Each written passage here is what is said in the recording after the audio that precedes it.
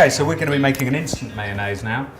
No whisks, no drop at a time of the oil. We can put it all in fairly much together. Okay, so what you will need for this is a stick blender like this for making soups, a jug which will kind of pretty much fit in the bottom neatly like that, and that's all the kit you need. So what we're going to do ingredients-wise is we're going to use a tin of anchovies, okay, and then we've got the oil from the anchovy. That's going to have quite a lot of anchovy flavour itself, that olive oil in there, and we're going to use about 3 of the fillets, okay? This is instead of salt.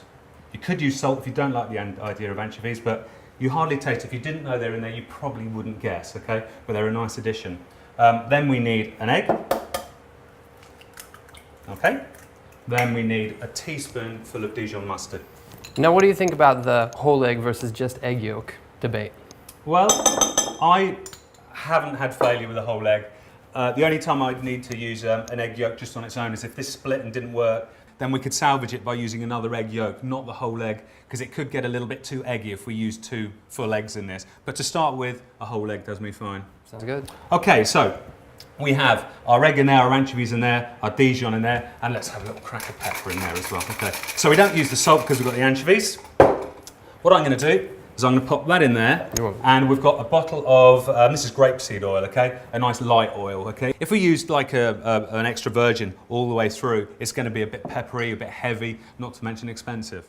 So what I'm going to do is I'm going to whiz the motor up, and then after a couple of seconds of this emulsifying in here, you can chuck the oil in pretty quick, okay? Right. And we're going to fill it up to about halfway up the jug. And you'll see what happens. As that oil goes in, I'm just going to lift the whizzer and just emulsify it all up into an instant mayo. Now, should I start slow? Do we have to worry about it? No, you just splitting? go straight in. Perfect. Straight in. Okay, so give me a couple of seconds, okay?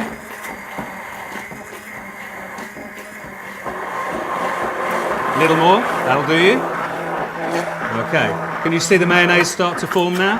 So I'm just going to make sure I get right on top of it. And that is instant mayo. Okay, can you see how thick that is? Okay. What are we going to do with this, Sage? Well, I don't know what you've got set up, but over here in my pestle and mortar, to give it a little bit of a Spanish flair, I steeped up just a little bit of pinch of saffron, some warm water, just to get the flavor out of it for about 5 minutes.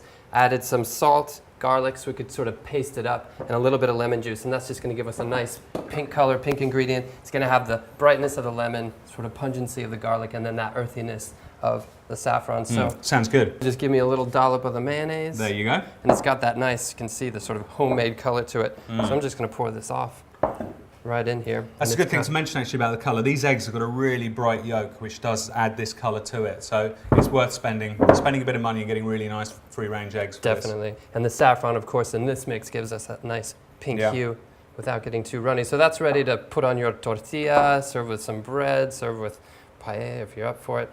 Anything. But good to go. Good, good. Now what I'm going to do with my mayo base is make a tartare sauce. So I'm going to pop that in there. Tartare sauce really hinges around caper berries, cornichon, which are little gherkins, and I'm going to use black olives, okay? You could also use chopped hard-boiled egg, a bit of parsley, a bit of dill, okay? We're going to keep it a bit simple though. Now I like my tartar sauce a bit rustic, so we keep these chopped up pretty coarsely. Pretty chunky. Can you see that? A little bit chunky, not too fine, okay? We don't want it to turn into a kind of, thin sauce. You want to know it's in there. And again, there are our little cornichon. Nicely That's chopped looking up. good. Now, what I haven't put in there is lemon juice yet. These 3 things are quite sharp anyway, so we just have to be a little bit careful on the amount of lemon juice we're going in. So, get my old trusty squeezer. Just a dash of lemon like that. We'll stir that up, and we'll see whether we need to add more after that. So there we have tartar sauce and your, what are you calling this again? It's sort of a thinner take on an aioli blended down, so we'll call it our saffron garlic lemon aioli.